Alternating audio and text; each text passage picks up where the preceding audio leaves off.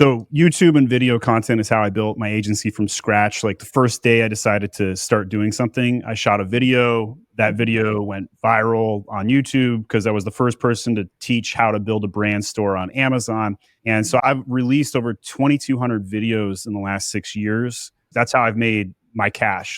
2018, April 2nd is when I started the agency, and I made, $361,000 in those first 8 months or so.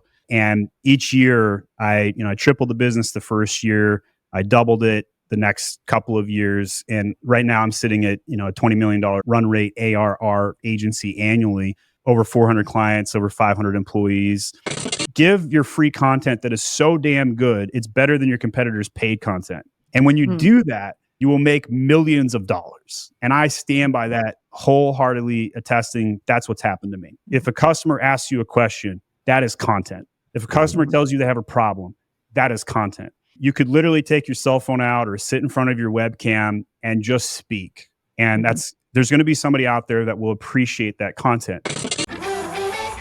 If you want to build a legitimate, profitable online business without shiny objects, without the hypey gimmicks, and without the stress and overwhelm, if you want to make more money without having to be present online all day, every day, pumping out content that nobody sees and hustling DMs to generate leads and sales, then this is the place for you. Welcome to the Digital Trailblazer Podcast, your online business university, where you'll learn how ordinary people start from ground zero with no influence, no email list or audience to sell to, and no business or marketing experience, and go from working 9-to-5 jobs to building successful 6- and 7-figure online businesses and all the steps in between. Learn the strategies that worked and what didn't. Learn the mistakes that they made and how to avoid them, and then learn their plans for scaling their businesses and taking things to the next level. All so that you can build your business faster and easier and make more money without sacrificing the things that are important to you in your life. I'm your host, Leah Ray Getz, and with me is my husband, Todd. Now, let's get to it with today's guest. Hey, Digital Trailblazers. I'm super excited to have with us Stephen Pope. Stephen is built an amazing $20 million agency leveraging the power of YouTube. So YouTube is an incredible platform, and there's all kinds of stuff to know and to do well. And there's a lot of stuff out there that's not doing well. So we wanted to bring him on to really lay out how he's done this, get into the weeds, and dive on in. So welcome, Stephen. We're super excited to have you today. Thanks for having me on. You guys are really trailblazers. Yes, thank you so much. So before we get into all of the strategy, why don't you tell people, give them just a little bit of context about the agency itself, what you're doing there, and then we can get into how you're actually using YouTube to build it. So YouTube and video content is how I built my agency from scratch. Like the first day I decided to start doing something, I shot a video. That video went viral on YouTube because I was the first person to teach how to build a brand store on Amazon. And so I've released over 2,200 videos in the last 6 years, amassing, I think, 5.5 million hits. The subscriber count will sound small to most people. It's like 50,000 or something like that, but it's a highly technical audience. So it's very driven by that authority. That's how I've made my cash. Like when I actually made a video about how people found my Amazon guy in my sales calls, and it was just a clip of 20 people saying, I found you on YouTube. So a lot of people in my company were arguing with me, like, I don't think YouTube's that important. I'm like, I literally built the company on YouTube, guys. I'm so angry about this. I'm going to go shoot a video about how people found us on YouTube. And then I took all of our Fireflies content, which is AI recordings of all of our sales calls, and I spliced it all together and I shoved it in their faces, and nobody's argued with me since. So sometimes you got to show, not tell, you know what I mean? Yeah, absolutely. And so just for clarity's sake, what does the agency do? What is the model for the agency? So we help brands grow their business on Amazon. So we'll do everything from pay-per-click, search engine optimization, click-through rate improvements, design, catalog troubleshooting, and merchandising, all on Amazon. So anything that drives traffic or improves conversion rates, essentially, full service Amazon agency. And just for context, we do $1.2 billion a year on Amazon.com through the 400 brands we manage. So about 1 out of every 200 transactions, pretty much anybody listening to this in the United States has received an item from one of the brands that I represent. That's amazing. And it's done through YouTube. So how did you do it? And it sounds amazing and a little too good to be true in all reality to hear that your very first video went viral. That's kind of nuts. So way to hit the lotto on that one. But how did that happen? Well, I got laid off from a lighting company and I was, 30 years old. I was making $200,000 a year. And I went home and I was pretty depressed. I took the wife out for lobster that night, which is my ongoing joke with her because I've worked at a bunch of failed startups and I just started buying her lobster dinners every time I got laid off because it happened like 5 times, and it was kind of like a moment to like show like, hey, I'm competent enough that I can afford lobster when I don't have a job. Right. And they gave me a 3-month severance and they were good people. I didn't do anything wrong. I actually crushed it. I grew them from like 200K to 1 million per month in sales and 5X them in a year. So it's just like one of those like off-putting situations. So I go out to the forest. I look up at the sun. I look at the birds and the bees, and I'm wondering to myself, have I peaked? And for about 48 hours, I seriously wondered that I had, because I was like, who's going to hire a 30-year-old at 200K? And I was making obscene money. So I thought at the time. And then I said, I am so tired of working at failed startups. I'm tired of making somebody else millions of dollars. I'm going to do this for myself, for crying out loud. Used to be a TV reporter. I understand video. I understand contents. And I took that kind of reporter-esque, like straight to the point, inverted pyramid. I tell you how it is, no BS, just straight into the mix. And I immediately started shooting videos day one when I decided to do this. My first sale actually came off a LinkedIn post. And then that client, immediately started skyrocketing off. They're still with me 6.5 years later, which is kind of cool story on its own. I signed a contract like day one off a LinkedIn post. And then within the first 90 days of building the agency, my monthly recurring revenue had hit $47,000. And I more than replaced the 200K salary in less than 90 days. And the YouTube content, the way I came about the strategy is basically anytime a customer asked me anything, didn't matter how small, how technical, I shot a video on it every single time. So somebody asked me like, how do I increase my sales? How do I build a PPC campaign? How does SEO work on Amazon? Video after video. And it just stacked up. And the view counts in my first 2 years were super small, right? Average video of 100 hits. But because I just kept at it and kept building it, when the pandemic hit, my content 5X'd at that point, just from everybody rushing to sell on Amazon. And then the next glass barrier that I had to break through was thumbnails and click-through rate, and just trying to make sure people actually clicked on the videos to begin with. So a lot of things that I did with that. I went on the podcast circuit, that helped too, and just sharing all the content and bringing in live guests and doing live AMAs and a lot of other things along the way. But bottom line is this: I identified that customers wanted information. I then provided that information, and then a lot of customers ended up buying things from me because they appreciated the information that I shared.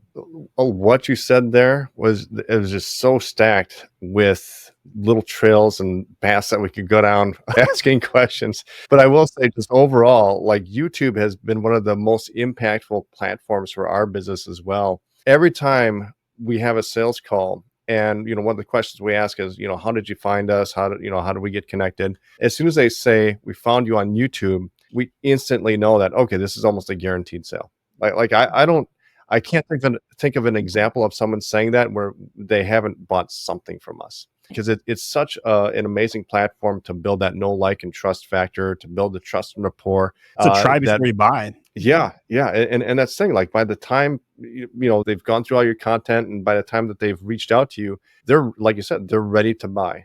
Right. So as far as, should you be on YouTube or should you be creating video? Yeah, I think absolutely. That being said, there's a lot of little things that go into, getting exposure, creating your video, like you said, answering the questions of what content to create. What would you say are some of the key things? Like, if you've never created a video, if you're not on YouTube yet, or maybe you are on YouTube, but you're not having success, what are some of the big things that you should focus on first when creating your video content? Well, I think you need to have some sort of messaging figured out, right? Like, who's your ICP, your ideal customer profile, and speak to them, right? So I have been experimenting Alex Hormozy style with like changing my video persona. And like starting June 1st, I hired a whole newsroom division. I have 8 video editors. I have a producer who used to work in the news industry. I have a thumbnail editor. I actually have 2 of those. And then I have 3 social media specialists on top of that.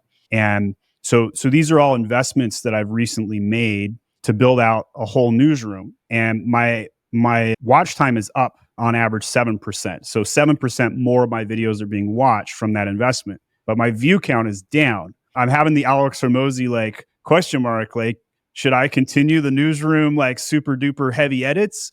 Or do I need to tone it back and go to the one shot take, tell it how it is, no edit, just load it, view? I'm struggling with that decision right now. But the reason I mention this is because a lot of people think they have to start with high production, and you really don't. You could literally take your cell phone out or sit in front of your webcam and just speak. And there's going to be somebody out there that will appreciate that content. Now, if it takes you 60 seconds in your intro to warm up to even specify what you're talking about, obviously you're going to have a challenge in generating an audience. Nobody knows who you are. Nobody has a reason to click on your video. And that sort of authority takes a long time to build. But if you want to pull up on screen here, I can show you my analytics from the back end of my YouTube channel, just so people can kind of get a sense from where I'm at. So, all the way in, 6.1 million views to date, watch time of 374,000 hours of content, and just under 50,000 subscribers, right? And I don't monetize very many of my videos, so I'm only sitting at 12 grand on monetization. I did a dry fast video that had nothing to do with Amazon that happens to be like one of my most popular videos. I'm like, yeah, I'm going to monetize that one,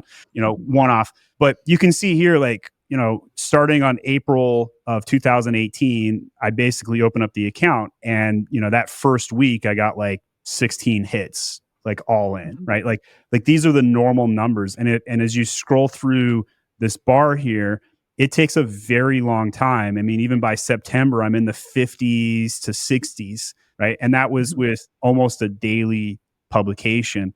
Fast forward 1 year and I'm still in the 80s, right here in March of 2019. We'll go forward another year into 2020. And now I'm getting to like the 200s and the 300s of daily views. And then all of a sudden, magically on March of 2020, we all know what happened then. That's when it just like freaking took off. And I started to get like 1,000-day hits, 7,000-day hits in April 29th of 2020. When it died down a little bit and, started averaging back out, but like 1,900 hits versus the 200 hits from a few months before. And it never went back down below that. And you can see here, fast forward all the way to 2024, and we're averaging, 4,000 hits a day on average, this year. So that gives you some context of where I've been and what you might also expect on your side, especially if you're a very technical business, especially if your audience size is smaller, right? So there might only be less than 1 million people in the United States that would care about anything I say. And of that 1 million people, maybe 50,000 are like true core audience. So these view counts, while they seem small compared to the viral, hits of influencers on YouTube, they're quite large for my niche. And because I'm the number one in Amazon selling niche content, people come to me first for news. They come to me to understand, what's changing in the environment, what's happening. And that's been a very good thing for me. So that's where I've been and where I've come from. That's awesome. And we really appreciate you sharing that with us. So just for clarity's sake, you heard or saw the views and the counts, how they went really slow for a while and then they ratcheted up. But revenue wise, was it more consistent? Like, what did that look like coming through for you? Because I know we've had videos that bomb. Like they get 20. We've literally, I had just gotten off a sales call with someone. They said they found us on YouTube. I asked her what video. I found the video. It got 28 views. Guess what? Those 28 views made us $10,000. Doesn't necessarily directly correlate if it's really targeted and you're working, it's your specific people are hitting it. And that's when your ICP nails it, right? So that video that you put out, I know nothing about it, but I can make the safe assumption that you were the only person that talked about that specific issue, and they found you and realized you're the authority, therefore I need to work with you, right? And that's what low view count videos do. So this next chart is the revenue question. So in 2008, I started 2018, April 2nd is when I started the agency, and I made, $361,000 in those first 8 months or so. And each year I tripled the business the first year. I doubled it the next couple of years. And right now I'm sitting at, a $20 million run rate ARR agency annually, over 400 clients, over 500 employees. Need to get the 2024 numbers on here. But essentially, this is where the revenue generated. And I have a full case study for those that are, interested in recreating this. If you had an agency or something at myguy.agency/case. But in here, essentially what got me to $1 million in run rate, I attribute it to warm outreach. But the content is what got me to $10 million. And that's, if you look at the quadrant here, and this is straight out of Alex Hormozi's, like how to generate leads, this content quad in the bottom left is the most scalable, cheapest, and fastest way to grow a company, bar none, right? You could spend a lot of money on paid ads, but the acquisition models and the PPC costs, they just skyrocket fast. Is it quick? Yes, but it's very expensive. Cold outreach, very difficult to build a sales team. That's what got me to 20 mil. In terms of my attribution. But today, still 55% of my sales are coming from YouTube in 2024. But if we flash back 3 years, 2021, it was 100% coming out of YouTube. So this is like the numbers and what happened and the history. But every time that I would get on a sales call, when I was doing the sales calls myself, people would say, "Hey, I watched 20 of your videos. Thank you for everything you do. I'm just such a fan." And it was just video conference after call. I get the same message. I eventually hired my dad to help out with sales. I couldn't keep up with it. And my dad, when he works for the Sun, that's an interesting story of itself. But he gets on the calls and then he gets to hear all day long, "Wow, you must be such a proud father. Your son is helped me so much. We're such big fans." And that was the sales process. And that was magical by itself. Fast forward, now I've got a team of 30 people, and they still get the same general message. "We saw your content on YouTube. It helped us solve a problem. Now I'm hoping you can grow our sales." And that story is really the nutshell of the Cinderella ball, right? We figured out how to get inside the pumpkin. We figured out how to get the mice to take us over to the little ballet or whatever you want to call the dance recital. And Amazon is a complicated beast. It's very difficult to sell on the platform. It's absolutely worth doing. I'm biased to say that with my Amazon guy in the name. But by making video content, people had a chance to try before they bought. They had a chance to understand the value before they paid me a dime. And if you look at the statistics, let's say that, I've had, 250,000 unique people look at my content. I only need 1% of that to buy anything, to have a legitimate business. So if you think about that, for every 100 hits you get from 100 unique people, if one person bought something from you, it's worth building out that content. I really do think that conversion rate reflects. Yeah. So as far as the subject or the title of the videos and what you're actually going to make the videos about, how do you go about deciding the subject of your videos when you're, and then also how many times or how often are you making those videos? So today in 2024, we're producing 2 videos a day, which seems like an absurd amount. And it is. And I'm testing out the high production to see how legit it is. And I'm unsure about the results. And I'm, about 90 days into that. But it's not hard for us to come up with that amount of content because we operate $1.2 billion in annual revenue on Amazon. The amount of things that come across our plate is it's like a newsroom in my Slack. I've got 550 employees just chattering in all these Slack channels. So for me to come up with a topic, I literally just have to put my ear in Slack for 5 minutes and I have 7 topics ready to go. Hey, I saw this account get suspended, or hey, this particular product, I can't adjust the title, it's getting stuck, or, there's all kinds of catalog troubleshooting issues. So as a buyer, Amazon is fantastic. These magical brown boxes with smiley faces show up at my house every day. And God bless the trash man that takes away all the trash, brown boxes. But as a seller, it's a super frustrating process. People want to choke Jeff Bezos. They see Amazon as an 800-pound gorilla that they have to go wrestle with every day. And so our job as an agency is to really be that in between, hey, we'll take care of it for you. We'll go hit our head against the brick wall until we figure out how to bust down the stupid policies that Amazon's come up with this year. And so at the end of the day, if you're listening to this and you don't have 500 employees to put your head to the ground and the business, here's what I would do if I were you. This is how I started out. Anytime I could list down a problem that my customers have, I would shoot 10 pieces of content around the core problems and shoot 1 piece of content around the isolated problems. So for example, how do I grow my sales? That's a core problem. Every customer ever wants answers to that. So I'll have hundreds of videos about how to grow sales in various different ways, very general topic. But if a customer emails me and says, hey, my title is stuck, Amazon won't let me change my title. Very technical topic. I only need one video on that. But I know that hundreds of other people are also going to need that video, making it worthwhile. We also take the videos and we'll re-splice them from time to time, and we'll put in customer commentary or make a short for LinkedIn and other things as well. And we even have an email newsletter that we send out the content to, and we drive one of my favorite content pieces is live Q&A. So I'll get on a weekly show and customers can come in and write a comment. And I did live Q&A myself on Fridays at noon for 3 years, and I almost never missed a week. Right. And the amount of things that I would learn from that and the amount of expertise that I could show, right. I got testimonials that people would be like, Stephen Pope is like the bravest guy in the Amazon space because he freaking goes on camera and will answer any Amazon question live and then showcase how the expertise. And so that made me an expert and people really looked to me. I then taught others how to run the Q&A and I've got that off my plate.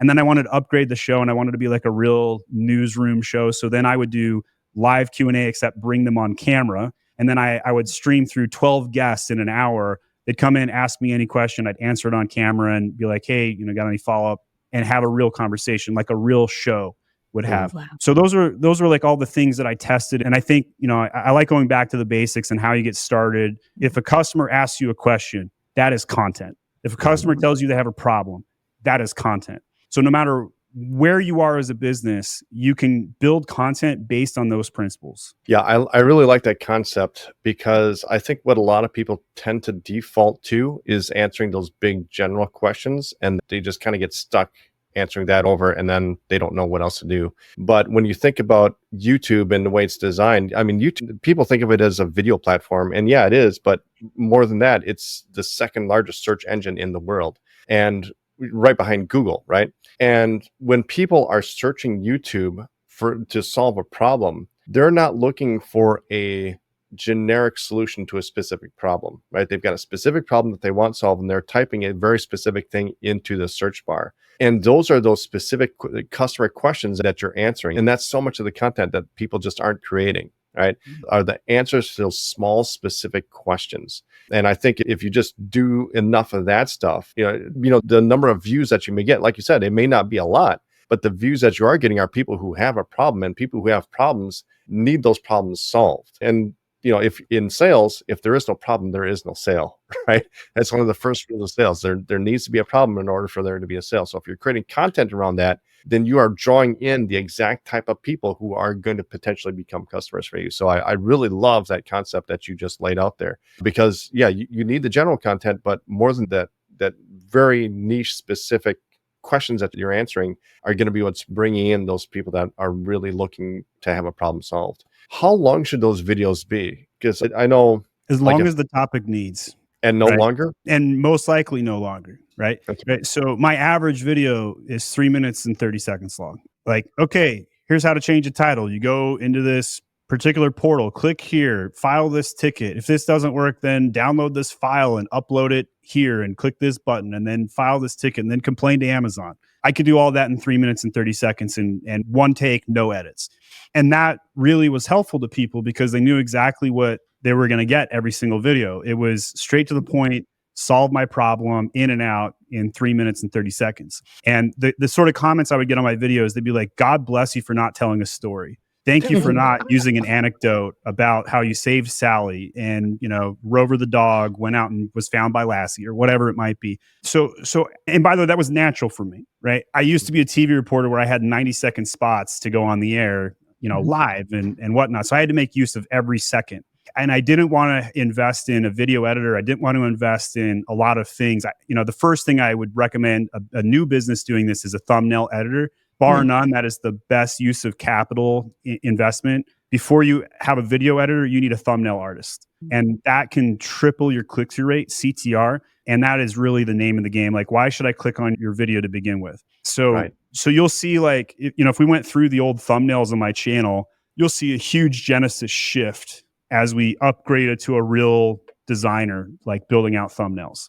And one of the mistakes I think a lot of people make is they make all of their thumbnails look the same. And I highly recommend altering the colors, right? Like, because the consumer can't tell if they've seen your video before. And if they're looking at the list of your videos, they'll be like, I don't know where to start. And they don't have an eye attraction. So 50% of my hits come from like YouTube homepage showing it. So we always have to have something fresh, different. I have a different gawking face. Close-up shots of faces are paramount, showing real emotion. So I hired a photographer. I'm like, hey, this is gonna be the weirdest session you've ever had. I need you to take 2,000 shots of my face, and I have this piece of paper with me where I've listed down all of the emotions that I need to fake in a shot. And I don't need you to do any touch up or editing. I just need you to take 2,000 shots in about 90 minutes. Just keep flashing the camera. And he's like, okay, here's how much I'd charge for that. And I said, okay. And I went back to him 2 years later and did another round. And I probably need another one because now I'm like going way balder. You know, you run a business, you just put a lot of sweat, equity, and blood, sweat, and tears into it. And the longer I've been a business owner, the more hair I've lost. So you need to do more camera shots. But when you're just starting, like the way that we did it was we just took a still from the video and then just like put a caption over it. And that was effective and it worked okay and it was fine. And like that's the quick and dirty way to do it. But today, having like a professional camera take a shot and I'll be like, you know, and then, or I'll hold my cell phone up and be like, look, check these numbers out, right? And those thumbnails are very effective. You know, it's very much like Mr. Beast type thumbnail-esque. But when I hired a YouTube coach, that was the number one thing that he told me to focus on was thumbnails. So there's no question, if you want to be serious with your YouTube content, thumbnails are where you need to invest half of your time. So you said something there about, you know, hiring a thumbnail designer as one of your first hires as you're looking to build things out. How do you hire a bunch? Because I know everyone who has a YouTube channel probably knows that you get all these emails from somebody. Hey, I'm a thumbnail designer. I could do it, you know. And so you get plummeted by this stuff and you just, whatever, you kind of file it away and put it off. So how do you actually hire a good one? How do you know that they're good? Like, do you have any tips on that piece? So this is actually one of the hardest hires to make. Bad news bears on this one. If you have the budget and you're okay with dropping like $50 a thumbnail, like customthumbnails.com, I would endorse them. I used them for like half a year. We do a lot of hiring and we try and do everything internally as an agency. And so there's only 2 designers out of my list of 70 designers that I actually like how they do thumbnails. So that kind of gives you an idea of like how niche this particular job is. But there are templates available out there for like YouTube thumbnails, and you can try and teach a designer from scratch, or you can try and do it yourself. A lot of people will try and do it themselves. But I think going to Fiverr or any other, you know, low cost ticket places where you say, hey, build me a thumbnail with this photo attached and this text, you're going to get a pretty decent outcome from that if you spoon feed the designer. The problem a lot of people have is they don't know what text to put on the thumbnail. They don't know what face to put on. And if that's you, you're going to really struggle with this exercise, and the designer is not going to know what the heck you want. And then you're going to have a lot of back and forth. But if you know exactly what you want, finding the designer is not terribly hard. And I think it's okay to start with, like, especially if you're low production, like you don't have a lot going out, just hire like a freelancer off a website like Fiverr. But once you have enough work where you've got full-time design going on, this is going to be a very difficult hire. Almost all of my designers in the Philippines. And I think they do a pretty good job over there. I don't see any advantage to a US-based designer. Oh, interesting. That's good to know. And I think probably refreshing to know as well, just because of the price difference. A lot of people. I bet. What would you say to those who are kind of even puzzled about this whole strategy, because they know they recognize you're an agency, which is a done for you service, right? You manage people's brands, but you're out there teaching people how to do it themselves. Okay. So I am an education company that happens to be an agency. Now, once you understand that statement, the rest of this makes sense. So I share all of my trade secrets. Of my 20 million, I make about $1 million per year on info products, whether that's coaching, SOPs. I have like 1,000 SOPs. And what I noticed when I started selling SOPs on how to grow brands on Amazon is the number one customer that bought those was other agencies. And I was like, this is interesting. And so I was like, okay, I'll go build out SOPs just for agencies. And then that was an upsell product. And I made another $250,000 on that. And so, you know, your ICP can shift. It can also get confusing, right? So my current customer set, you know, if you ask them like what I do or who I am, none of them are going to say I'm an education company. Like I guarantee you, nobody sees us as an education company. We are, right? The number one reason an employee joins me is to learn. I've made learning and teaching 2 of our 5 core values. So we operate like an education facility. We're like Xavier and the X-Men. I teach these mutants that they have laser eyes and they go out and shoot things. They're like, oh my gosh, I got laser eyes now, because these Amazon technical skills that we teach are really that world-changing career development. So in that sense, we develop people, and sometimes, Cyclops sticks around and helps me run the place. And other times Wolverine decides to do their own thing and leave. But I win either way, because now they've got my name attached to their resume for the rest of their lives. And they're using my certificates from Mag School on LinkedIn and all that good stuff. So it's a win no matter how I slice it. But I share everything in my content. And this is the 3rd time I've dropped Alex Hormozi's name, but he answers this question too, and I think it's accurate. And that is, give your free content that is so damn good, it's better than your competitors' paid content. And when you do that, you will make millions of dollars. And I stand by that wholeheartedly, attesting that's what's happened to me. And it's the important thing there, I think, is that people don't really lack the knowledge to do what they want to do. Like if you're afraid that you're going to give away some secret that if people learn it, they're not going to buy from you. Well, if that's the depth of your expertise, and if that's as much as you can offer a person, then you probably shouldn't be in business anyways. The thing is that knowledge is everywhere and it's free, right? You can Google just about anything that you want. You can YouTube anything that you want. You can pretty much learn just about anything that you want to learn. The problem isn't in the knowledge. The problem is in the execution, right? And that's why people are going to buy your coaching, and that's why people are going to buy your courses and buy your other products, is because it's not the knowledge that they lack, it's the execution, right? How do they apply it to their own specific situation? What are the small details that they're not getting in anything else that apply to their situation but not to others? That's what they're really going to seek you out for and actually pay you money for, is not necessarily how to do it, but specifically how are they going to be able to do it in their specific situation. Now, you mentioned something about the length of your videos only being maybe 3 or 4 minutes long.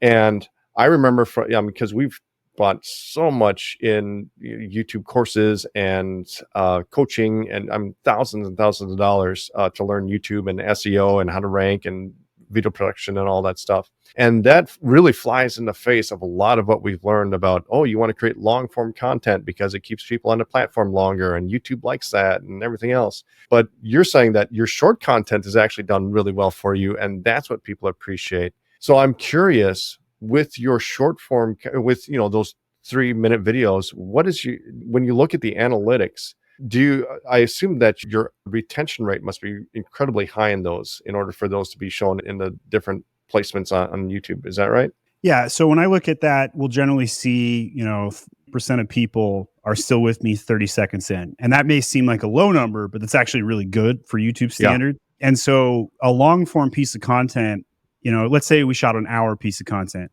maybe 3 to 5% of people are going to make it through the whole thing, right? Maybe. And so I think that, your effectiveness to rank these videos, right? So if you think about it, if you Google right now, Amazon agency, chances are I'm going to come up in slot 1, 2, or 3 for anybody listening to this.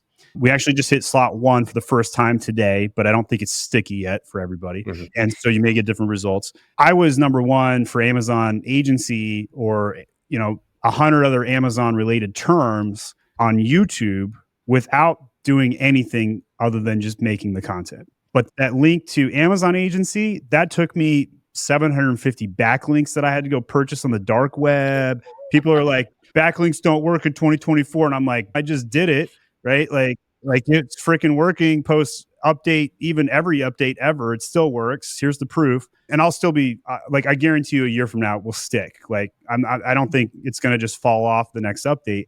But with YouTube content, I didn't have to do any shenanigans. I just shot the content in it and it ranked. And so if you go on YouTube right now and type in Amazon SEO, I'll be in the top 3 for that. If you type in Amazon PPC, I'll be in the top 3 for that. If you type in Amazon error code, whatever, I will be number 1 on those, because I have every error code ever shot with a piece of video content, because seller support is just so awful on the platform that nobody wants to use it. Like you think about the worst customer service you've ever experienced, whether it's Comcast, Verizon, doesn't matter. Seller support for Amazon sellers is the absolute worst.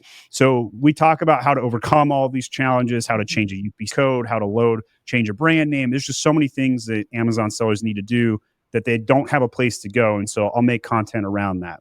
Yeah. And you are, when I Googled it, you are number one on Google still for Yes. Amazon agency. Now, you mentioned click rate as well, or your thumbnails and click rates. What would you say is a good click rate? Because you know, That's a good question. All right, so let's dive in. I'm going to share my screen for this one, and we'll pull up a bunch of random videos. Okay, so let's go. This one has 800 views. We'll look at that one. If there's one that you guys like, you guys can like tell me to click on it or anything you guys like. But I want to look at a few that have got some. We got a PPC audit one there. That's got 1,000 views. These are all recent videos in the last 30 days, and we'll do a low view one here. So here's 3 videos. Just clicked randomly. We'll click on the analytics on all 3 of them and load that up. So on this video here, let's look at, I think it's the engagement tab, reach maybe. There we go. So this one had a 5.1% click-through rate. This is on the lower side for us, but this is, still got 800 views. So the title was enticing. Sometimes the click-through rate will also go down when YouTube sees that like, hey, this is a really good piece of content. I'm going to push extra viewers over there who may not be interested, and that actually hurts your click-through rate. But I'd say 5 is on the lowest side that we typically do. So this is a video from one of my team members, and again, 5% click-through rate. And then here's the third one. We'll go to, I always keep clicking on the wrong one. And this one's actually 4.4. So I like the ones that I see that are exceptional are in like the 7 to 8% click-through rate. But here you can see most of my recent content's right around that 5% mark.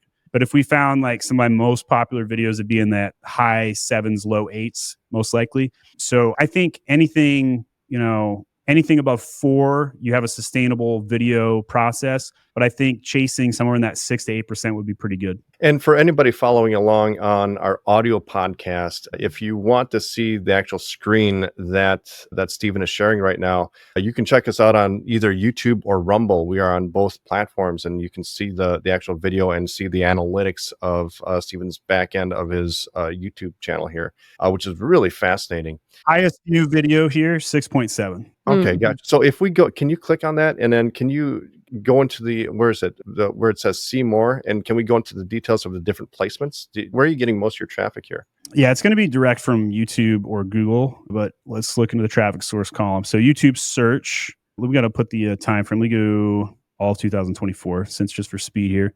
So of that 1,600 views, it won't let me sort this by percentage. Well, yep, it will. Okay. So external at 51%. So this would be like if it was on my own website. I am not sure if they're grouping in Google into that. They may be based on what I think that's think Google. so. I think that's Google search as well. Because I know that a lot of our videos used to rank in Google, and that came through as external views. That would make sense to me. And I wonder if we click on it, if it would even like break it out. It might. Yep, it does. Google search right there. So 40% of that was on Google, and then specific websites like Mag School or myamazonguy.com are picking up almost the remainder of that change. So channel pages. So this is going to be probably a playlist would be my guess on channel pages. Director unknown, that means somebody like bookmarked it. End screens, that's going to be from like coming from other videos. So about 5% there. So how does this stack up to you guys? Yeah, I think that's pretty similar. We get a lot of browse features and homepage. That's a lot of ours because the external stuff doesn't, on a lot of our older videos it did, but on like our podcast videos, it's mostly browse features and homepage views. It's interesting that your YouTube search is only 3.3%. Well, that was a very old video. So I wonder if we go into the see more of a recent one, how different that would be. So let's see. Oh, there we go. All right. So browse features is about half of it. You can see right there. So I think the newer videos are going to be heavier on browse or suggested videos. And then the older videos, it'll be more about ranking on Google, most likely. Okay. Very cool. Awesome. Fun to look at the analytics sometimes. Yeah. Did you find yourself doing a lot of split testing or anything for thumbnails? We've done a little bit on that. We'll kind of do some A/B split testing like internally to see what people think. But because we're so low view, because we're an authority and we put out so much content, we don't do a lot of split testing. But what I can tell you from the amount of thumbnails that we've made, the easy to read text is the most paramount critical thing that has to be done correctly. So if, there is a color guide that I use. So if you want to pull up this one more time, you don't want to have certain colors against other colors. The worst one is blue on red or red on blue. And so if you're making a thumbnail and use red ink or blue ink against the opposite, you're going to be completely unreadable in search. So black and white are typically the safest on the color wheel here, and you'll see various different results for the reds, oranges, yellows, greens, blues, etc. Gray's semi-safe with like half of the colors working out, but you can see black's got mostly check marks, white's got mostly check marks. So when you're writing text, it's very important that you use the right colors, and then having a backdrop that helps the consumer like understand what they're looking at. So in our space, when you go, let's go to youtube.com and just type in a search here. When we type in something like Amazon SEO, for example, the thumbnail, and there's mine ranked number 3 there, we'll frequently see people have a cell phone up, and there's me in slot 3 and 4, where they'll hold a cell phone up. So let's type in Amazon FBA. This will probably be more of a trigger for like this. There you go. Slot number 1, you can see holding up a cell phone. And a lot of people will do cell phone shots because people will track their sales on their cell phone for their shop.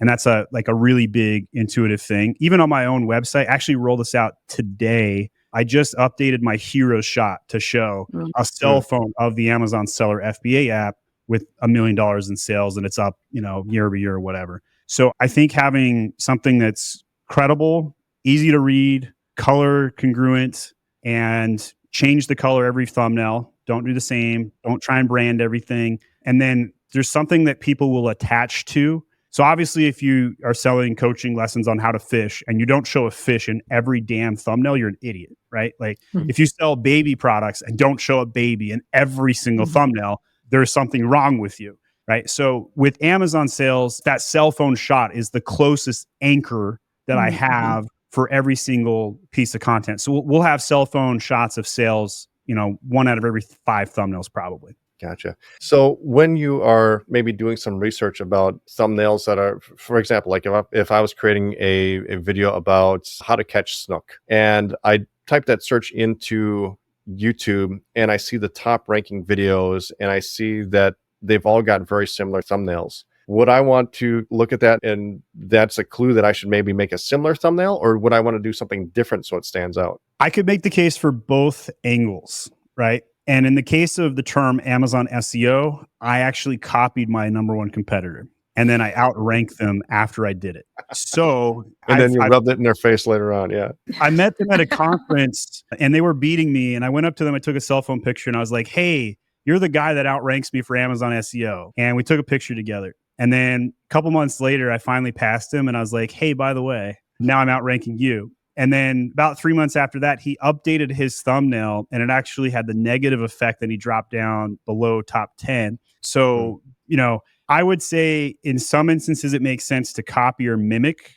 so you fit in. And I think it's mostly even more important, the newer or less authoritative you are. When you have a mature audience, I think being different would be more important in some instances. And that's because, hey, I've seen 100 videos about Amazon PPC. Do I really need to watch 101th version of this? And yes, you do, because I have this different angle you haven't seen before, right? And I think that helps with bringing, trying to get that fish into the boat, so to speak, pulling them back in. The job of the thumbnail is to get them to click on the video, bar none, no question about it. Now, if you lie to the customer, they're not going to come back to your channel. They're going to have a bad experience. So it needs to be clickbait, 100%, but it can't be a flat out lie. And if you're like, hey, watch this video and I'll give you $100, and you don't give them $100, it's going to be a problem, right? It's going to be a big problem. Gotcha. Now, as far as ranking your videos, how important or how much emphasis do you put on things like description, tags, keyword stuffing, whatever it is?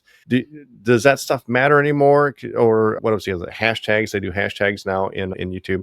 Does that stuff matter that much, or can you just kind of ignore that? How much emphasis do you really put on that? So it does matter, but much less than everything else we've talked about in our conversation today. So I would say of that list, timestamps would be the next most important. So the reason timestamps are valuable is because the timestamp itself is an SEO signal, and you can actually rank the timestamp code inside of Google. So for example, I might have a video on how to grow sales on Amazon, but at timestamp 7 minutes and 32 seconds, I talk about how to grow PPC on Amazon. And that timestamp might rank for that term, how to grow Amazon PPC sales.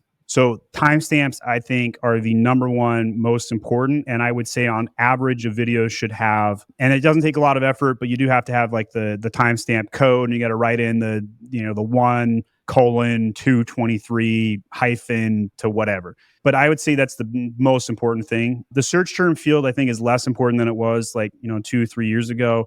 Just description. What I would do for description is I would take like the actual transcript of the video and I would just slam it there. Maybe use some AI to like rework it, because AI can rework transcripts in 5 seconds. There's no reason not to do that. I think that would be a very common technique. Hashtags, I'm hit or miss on that.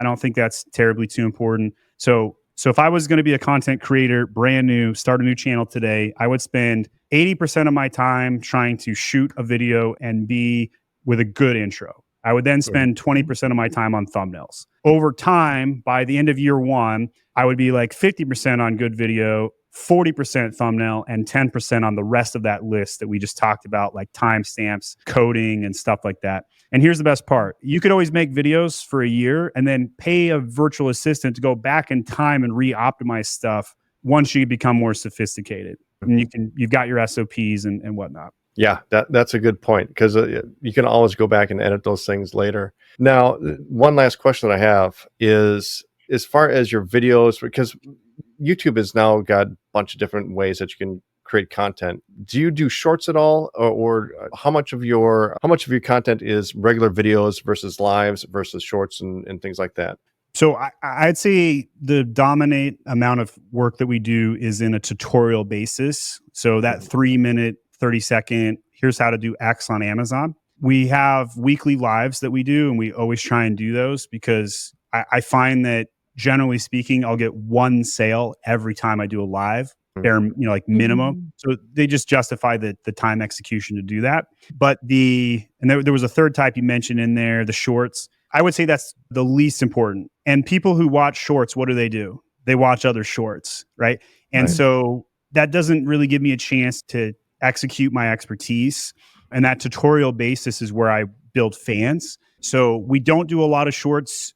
The shorts that we do are generally like, we'll shoot a podcast. Like I'll come on your podcast today and I'll be like, hey, can I have your StreamYard link after this? My team will go shoot a 60-second short, make it like the most coolest thing ever. And then we'll link it back to you guys. Right. And that's, hopefully we get the chance to do that. But that's like the general short that we do. It'd be like, check out this cool podcast, and like I'll bleep out a keyword or something I said during the show because it builds suspense and you want to know what I just said, or the key to is, and then, we do like a trailer, so to speak. So I think trailers like that to like try and link them over. But at the end of the day, most people looking at shorts want to go look at other shorts and they're just TikToking and whatever. So gotcha. Yeah. And I think when I look at our own YouTube channel, what we've noticed with shorts is that we can get thousands and thousands of views on them, but they don't necessarily translate to subscribers and people watching our other videos, just like you said. Yeah. Yeah. Interesting. This has been such an awesome conversation, Stephen. We could geek out on this probably for several more hours. I spent a couple $100,000 release, doing what we just talked about, like in payroll, in hired coaches, et cetera. So hopefully somebody got some value out of today's conversation. Yeah, no, this has been amazing. We really appreciate it. If people want to check you out, where should they head? On YouTube, just type in My Amazon Guy. Yes, absolutely. Check you out on Amazon. I also hang out on LinkedIn a lot. You guys can drop me a DM or a comment. I personally go in and curate that myself. And I think it's important for me to stay in touch. I do some of my best work when I'm in touch with the actual root end user or customer. Absolutely. And do you have a freebie that you want to give away today? Boy, I'm not sure which one your audience would care about, but if you're an Amazon seller listening to this, I'll give you a free audit and I'll shoot you a 5-minute video. How's that? So just go to myamazonguy.com/ASIN. And if you're a seller, you know how to spell that, ASIN. Awesome. Well, thank you so much, Stephen. Really appreciate it. Appreciate it. Thanks. You've been listening to the Digital Trailblazer podcast. For show notes and information about today's guest, head to digitaltrailblazer.com. Now, if you love this episode, if you got some value, make sure you leave us a review and subscribe. And be sure to share this episode with anyone you know who could use help to build their business. Thank you for listening, and we'll see you next time.